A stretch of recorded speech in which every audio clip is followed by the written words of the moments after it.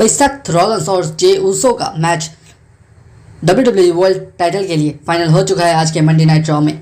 जैसे कि आप जानते हैं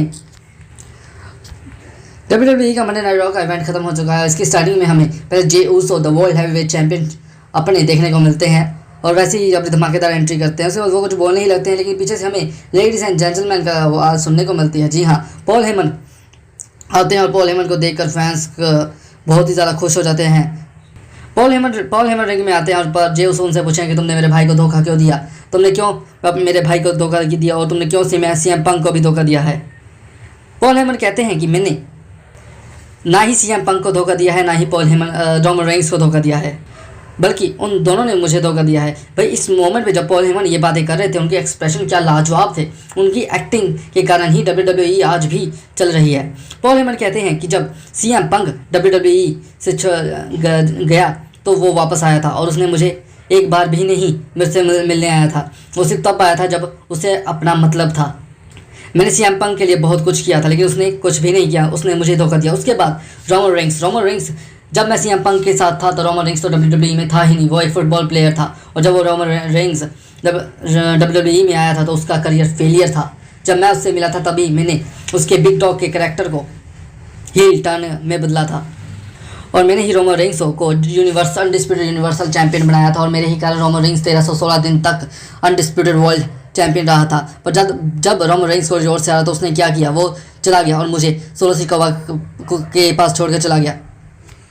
और सोलो सिकोवा ने मेरा करियर 40 साल का करियर ख़त्म करने की कोशिश की थी, मुझे टेबल पर पटक दिया था, लेकिन फिर भी रोमन रेंस नहीं आया था। रोमन रेंस आया था सोलो से अपना बदला लेने, लेकिन नहीं, वो सिर्फ उल्लाफाला के लिए आया था अपने बिग डॉग के कैरेक्टर पे। इसके बाद पॉल हेमन कहते हैं कि तुम्हारे पास जो वर्ल्ड हैवीवेट चैंपियनशिप है तुम उसके कैपेबल नहीं हो, तुम उसका ऑरा साम नहीं सकते और ये टाइटल सेथ रॉलिंस को चाहिए और जब भी तुम चाहोगे तो सेथ रॉलिंस तुम्हारे लिए तैयार रहेगा। इसके बाद जे ऊसो कहते हैं कि उसे तैयार होने की ज़रूरत नहीं है कि उसे अब आज के मंडे नाइट रॉ के मेन इवेंट में ही मेरा सामना करना पड़ेगा। उसके बाद पॉल हेमन पीछे बैक साइड में जाते हैं और उस बात कर रहे हैं और सेथ रॉलिंस का ये प्लान था और सेथ रॉलिंस का प्लान सक्सेसफुल हो चुका है और हमें मेन इवेंट में Seth Rollins versus Jey Uso का मैच देखने को मिला था और ये मैच सच में काफ़ी धमाकेदार था। मैच के रिंग साइड पे ब्रॉन ब्रेकर भी खड़े थे।